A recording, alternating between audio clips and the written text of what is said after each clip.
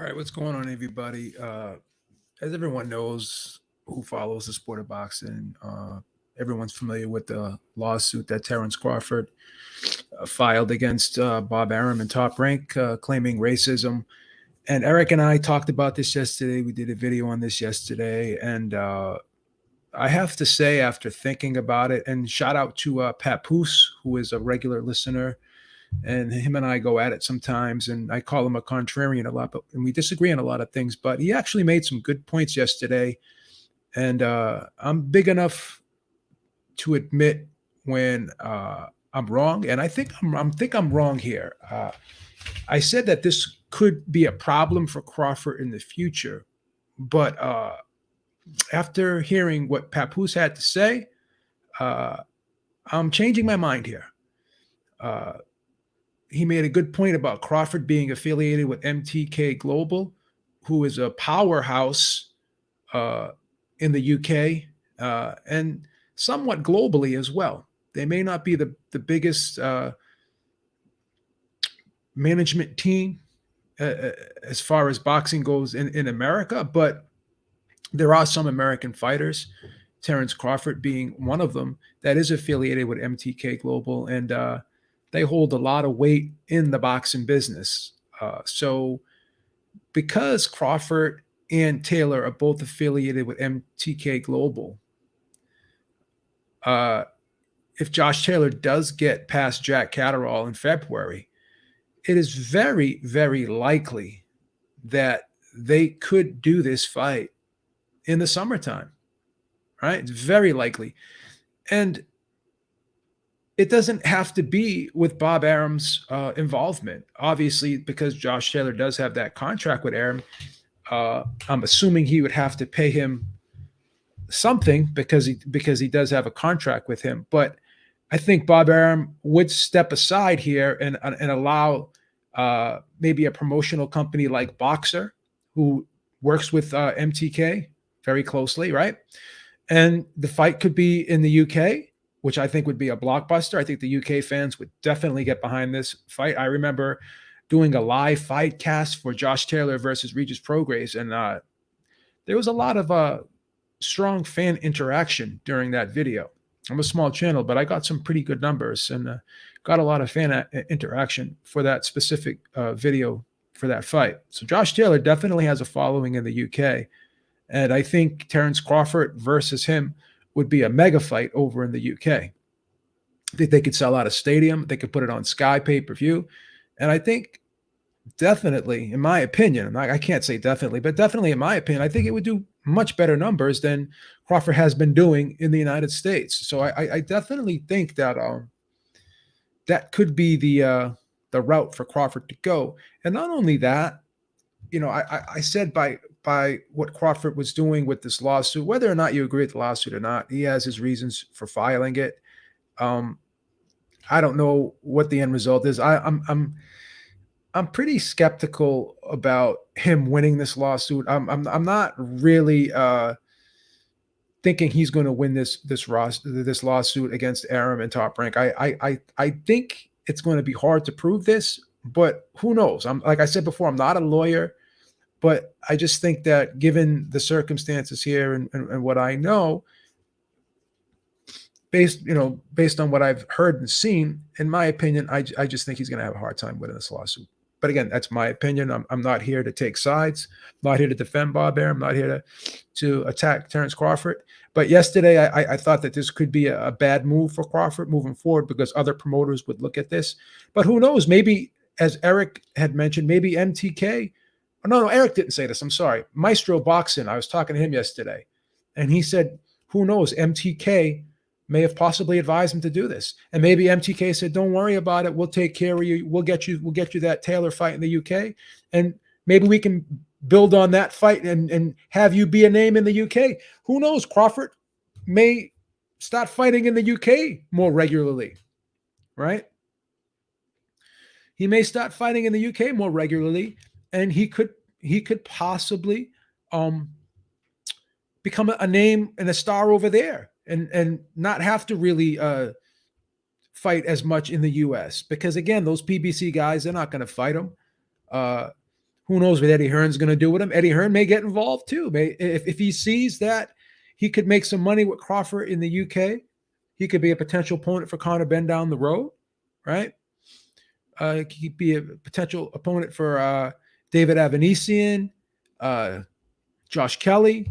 So Crawford could make a name for himself in the UK and get a good following over there, because the UK fans are much different than United States fans. So me questioning the move and saying that it could hurt him, it may affect his business in the United States. It may or may not. But one thing about Arum too, when it's it's all about the money with Arum. Even if he has issues with people personally, if the deal makes sense and the business is right, he'll make the fight. So I don't think he would be against making Taylor versus Crawford or having that fight happen if he knew that it would do good business over in the UK, which I believe it would. And I think Arum could be convinced by MTK that it would as well. Put it on Sky pay-per-view, as I said, and I think it would be a great, great event, right? So I think Bud could possibly sign a couple fight deal with Boxer. Matchroom may be an option too, right? Eddie Hearn's got the biggest budget there. He's got the biggest piggy bank, so maybe he wouldn't mind putting some money up for Crawford. I mean, if they're going to pay Devin Haney $3 million a fight, then why would they not pay Crawford $3 million a fight? And again, Crawford, I think would maybe do better with Eddie Hearn, because Eddie Hearn's constantly out there. He's constantly supporting his fighters. Never talks bad about his fighters. Never. Always supports his fighters, gets behind his fighters, does many, many interviews. So I think that if Crawford were to go the UK route in terms of promotional companies, that may be the way to go.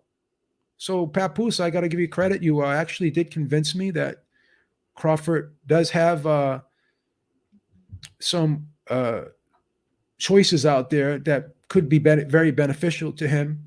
And PBC may not be the company for him. Top Rank may not be the company for him. But Eddie Hearn or Boxer could be the company for him if he decides to go the UK route. So I think that's a very good option for him. And whether, again, I don't want to get too deep into the lawsuit. This is a very touchy subject whenever you talk about race. So I'm not going to get involved in that. He has his reasons for filing it. I will say that Bob Arum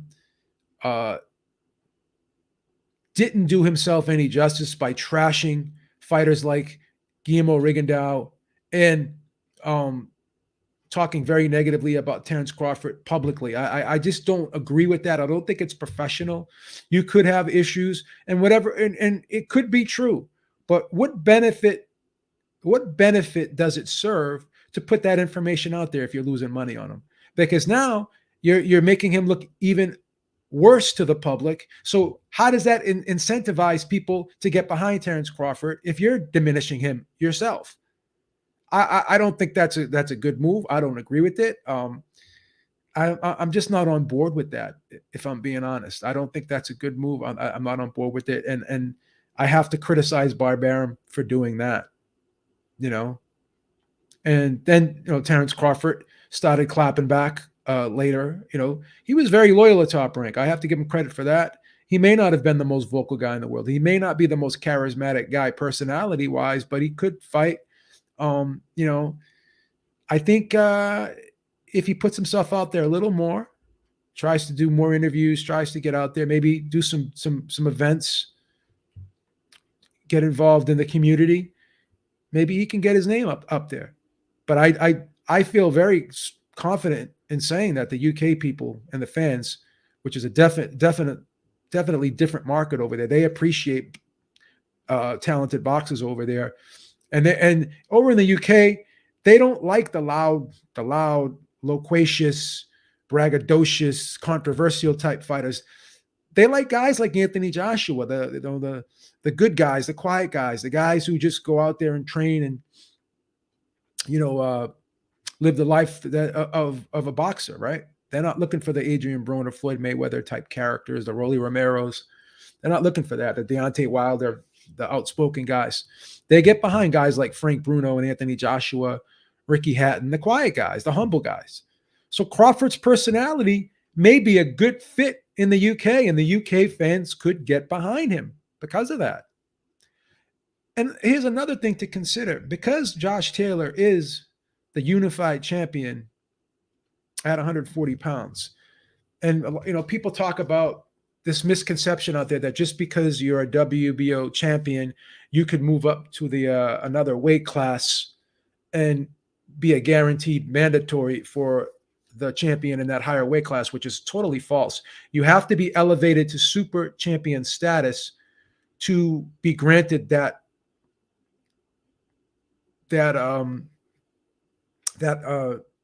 designation. You have to be granted that option, I should say. So you have to be elevated to that status, right? To be given that option to fight the champion, the WBO champion in the higher weight class. So I'll go over these WBO rules again, the criteria for being a super champion.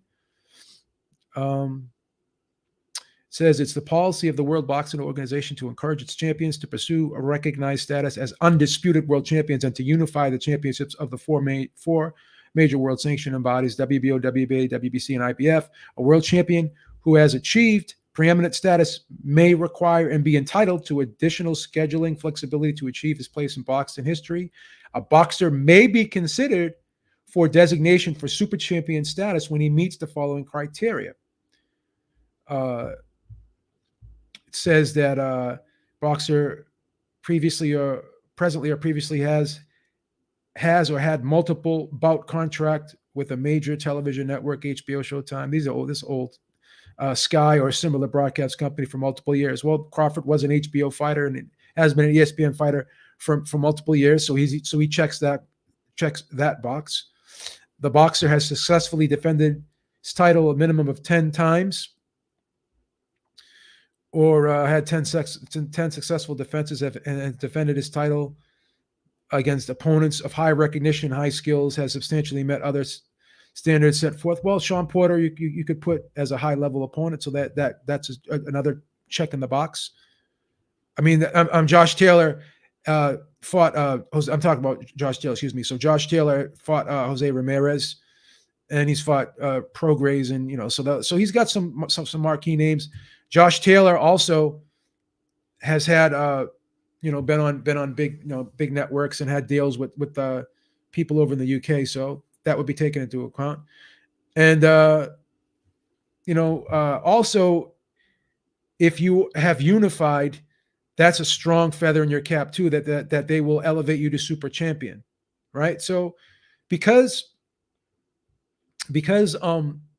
Josh Taylor has unified all the titles at junior welterweight, it's very conceivable that the WBO could elevate him to super champion and push for that and mandate him to fight Crawford.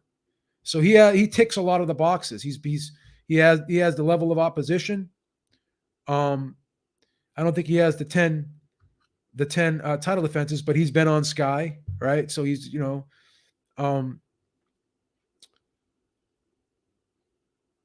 and he, like I said, unify the titles, right? So definitely he could be considered. He could be considered for being elevated to super champion and being mandated as Crawford's mandatory. So that fight could be ordered. That could happen. That's why Crawford was elevated to super champion by the WBO in order to and mandated to fight Jeff Horn, because he was unified at 140, right? And he had the big deal. So Andre is never unified the titles, and his resume could be questioned. I mean, he does have a deal with Matchroom, but he doesn't. He's a DAZN fighter. So I'm not saying it's impossible for him for the WBO to elevate him to super champion. I mean, they could say he's been champion in multiple weight classes for the WBO, 150, 154, 160, but it's more of it's more plausible for them to elevate Josh Taylor, given the fact that his level of opposition has been better than Andre's. What he's done in the UK over there, and just for the simple fact that he's undisputed. So again, you have to be elevated to super champion by the WBO for them to mandate you to fight for the title in the heavier weight class above. That's why Usyk once again, he was undisputed. They gave him they elevated him to championship status.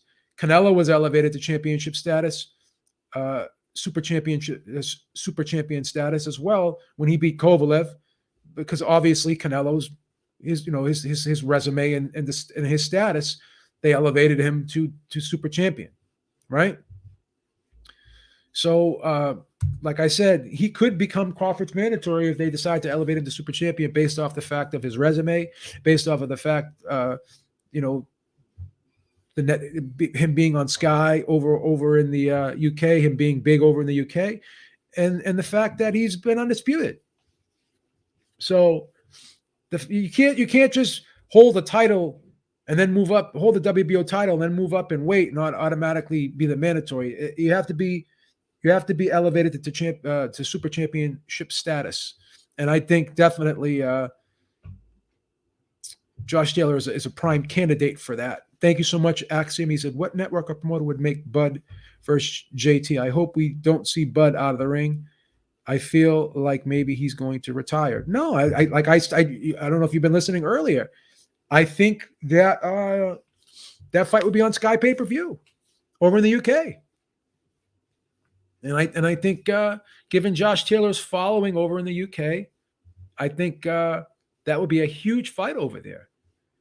Guys in the chat who are from the UK, am I wrong here? Could Crawford and Taylor be a big money fight over in the UK? Could it do some good numbers over there, in your opinion? What do you guys think? Am I wrong? So I agree with Aaron Daly. He said we would embrace Crawford over here in Great Britain. Yeah.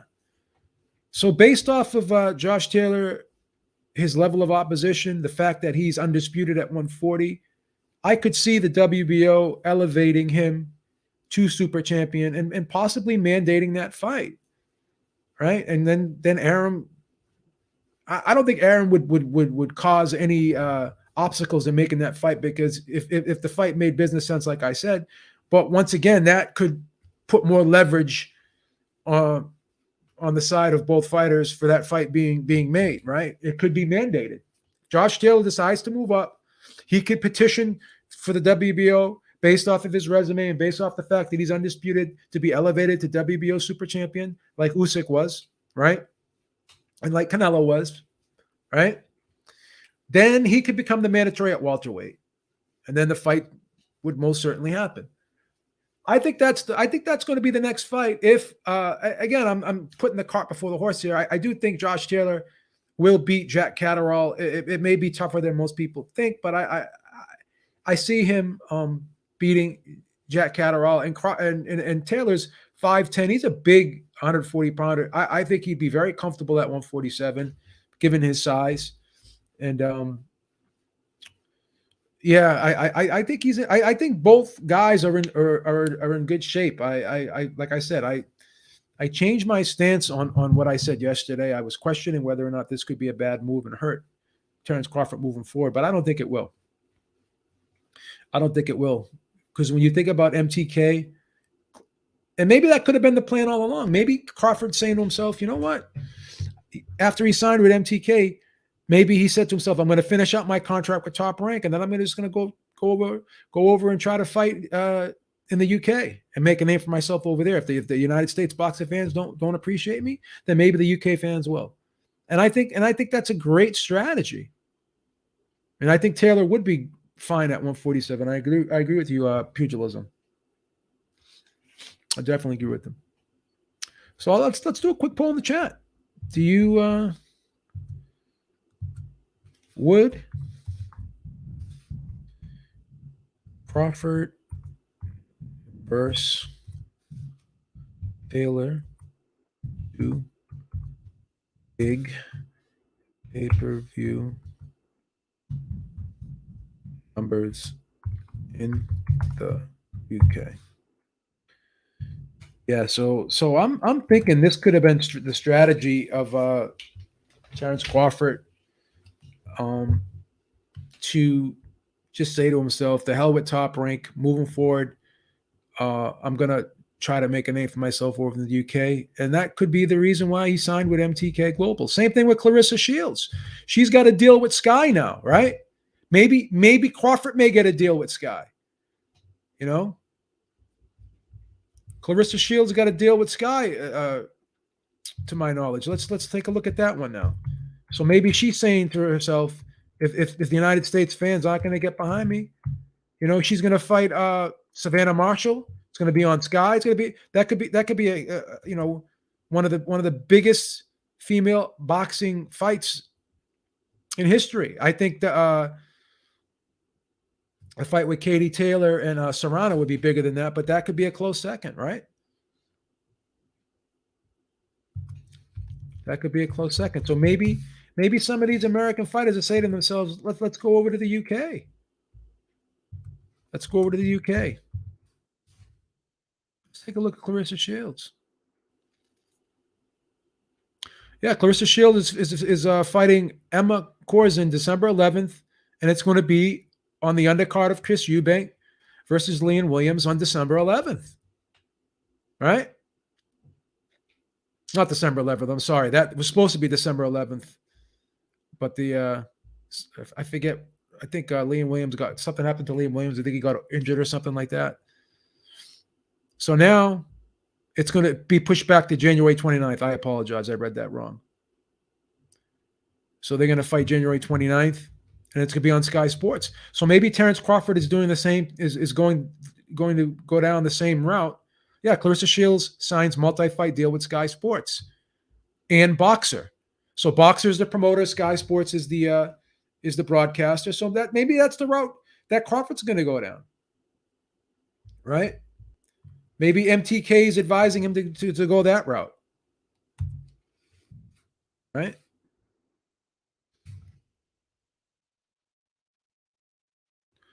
And if I'm not mistaken, I also think Clarissa Shields may also be an MTK Global fight. I know Savannah Marshall is, but maybe I'm not sure if Clarissa Shields is not an MTK Global fighter as well. Let's see if she is.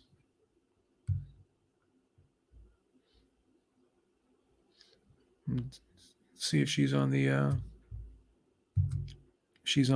roster here on the website. I'm just curious to see. Jack Catterall is. Josh Taylor is. Joseph Diaz is there's another American fighter who's an MTK Global fighter. Wow, there's a lot of guys here. There's a lot of fighters here. Jazza Dickens. Wow. There's a lot of UK. There's a lot of fighters here on this. Carl Frampton was. Tyson Fury obviously is an MTK Global fighter. Yugi Fury. So these guys are a powerhouse, man. Jamal Herring. Wow. Another American fighter is MTK Global as well. Right? Bob Arum has a great relationship with MTK Global. Natasha Jonas. I think Natasha Jonas is working with Boxer over in the UK now. She's working with Sky as well, and she left Matchroom. So some of these fighters, I mean, they're going to be leaving Matchroom too. Savannah Marshall, she's Isaac Lowe, right? So there's a lot of fighters here, man. I'm going to go down the list all the way down. I want to see. They have a lot of female fighters too. Wow. They got a big roster of female fighters here.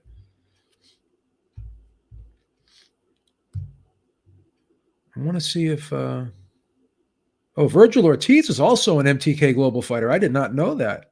Jason Quigley. I want to see if Clarissa Shields. I'm trying to go down to the S's. Obviously, Billy Joe Saunders was. Yeah, Clarissa Shields is not. Well, Terence Crawford's not on the website either, and neither is Clarissa Shields. But I'll do some research and find out.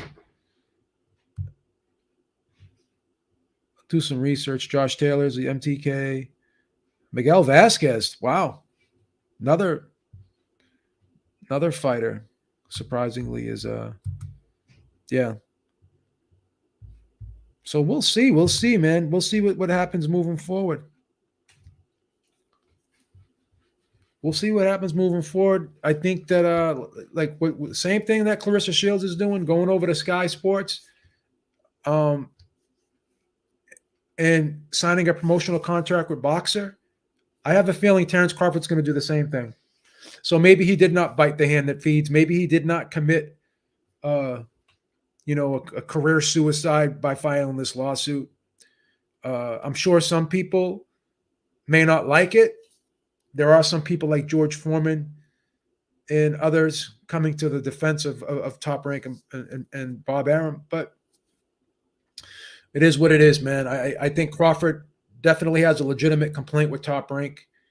Not a huge fan of what was said in public about Crawford by Bob Arum. I think he was very very derisive in his comments. I think he was very negative, right? The comments were very degrading, and I'm not on board with that. I think sometimes if you have issues like that, you just keep that to yourself, and you talk to the fighter, and you work it out. It served no purpose for Bob to just come out and say those things about Terence Crawford in public. So maybe that's where the bad blood started from. He say to himself, well, he's not coming out. He's saying to himself, well, he didn't say the same thing about Guillermo Rigondeaux, who's an Afro-Cuban, and I'm another African-American fighter. He also came out and said some negative things about Floyd, before in the past. Why is he only criticizing black fighters? That could be going through his mind. I'm not trying to take sides here, but I'm trying to be objective. I don't think he's going to win the lawsuit. I don't think that Bob Arum has a racial bias against black fighters. I don't. But Terence Crawford could see otherwise. He could, some of those examples that I just mentioned. I mean, if I'm looking at that as a black man, I may feel the same way. One thing is we can't tell people how to feel. We can't tell people how to feel, right? If Crawford feels that way, and he looks at this, now, then the counter argument to that is, well, he's the second highest paid fighter on the roster, and he's arguably the highest paid welterweight in the world right now. He got a $6 million guarantee in his last fight against Porter. I think he got like $4 million for Brook, $5 million for Khan. And his minimum his mandatory minimum is $3 million. I don't, and then you have guys like Spence and Porter, when they fought, I think they made $2 million apiece. So that's the counter argument. But then Bob Arum's complaining about losing money with Crawford. But again, you did the deal. You did the deal. And you can't blame Crawford for those guys over at the PBC not wanting to fight him. And it's a shame. It's a damn shame that Crawford versus Porter did not do great numbers on pay-per-view. It's a damn shame. I think it's horrible. But once again, you took it off terrestrial cable, and you had people only gave them the option to buy it on the ESPN Plus app. And then people can say, well, what about UFC? They do it that way. But once again, it's a different demographic. It's a different audience. It's a younger demographic. It's a different audience, probably a more tech savvy audience. I had people say to me, like Brian, a friend of mine from Cali, was saying, yeah, there were some of his friends that were saying, yeah, I didn't know how to order it. Now, would that have made a great difference? In my opinion, I think it would have made a difference. I think it, at bare minimum, possibly could have cost the promotion maybe 50,000 pay-per-view buys, or maybe more. I don't know. But I think it did affect it, because you can't sit there and use UFC as an example. Oh, well, the UFC, they do it that way and they're fine. But again, like I said, not to sound redundant and repeat myself, but again, it's a different demographic of people. right? So that's just my opinion. Again, you can agree to disagree, and you can have a counter argument to that, but it is what it is. It is what it is. And this could make Bud like be the bad guy, right? And maybe this could, like when Wilder started speaking out about race in boxing, he became a polarizing figure. And more people started, whether they liked or disliked or agreed or disagreed, they started becoming more involved with Deontay Wilder. He started developing more of a following, right? When he became more outspoken and controversial. So this could work in Crawford's favor over here in America, right? And I know over in the UK, a lot of people in the UK I talk to, the perception over the UK is that America has some race issues, more so than a lot of countries, right? More so than the UK, from according to people that I talk to over in the UK, right? The perception is that we have a great racism problem over here, right?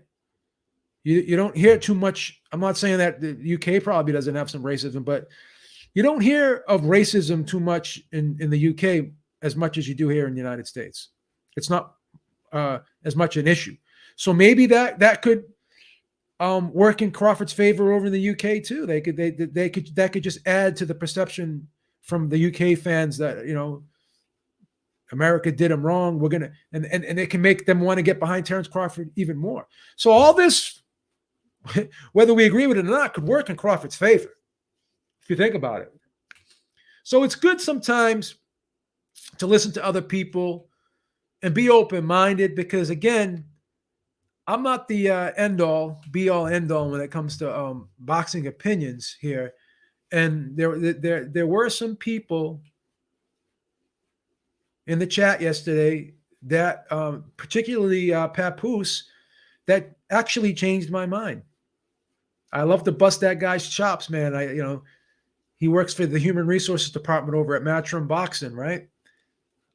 And I always call him a contrarian, and he gets mad at me, but he's got to respect me, because when he's right, I give him his props. I give him his props when he's right.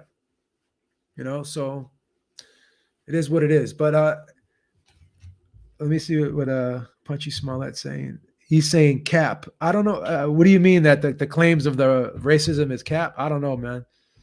I don't know. Let's read some of these comments.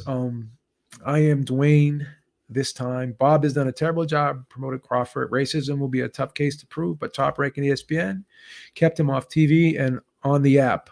Way more eyes, watch TV, give the idea they didn't push him. Yeah, you know, it's funny because Lomachenko did get more of the ESPN dates, and Crawford was put on the app, right? But Crawford does have more pay-per-view dates than Lomachenko, right? So I don't know if it was Crawford's request to be on pay-per-view, or if it was just the situation played out that he had to be on pay-per-view because ESPN didn't want to give him the date, and they didn't want to put up and they didn't want to pay for the fight, give him the guarantee. I don't know. I don't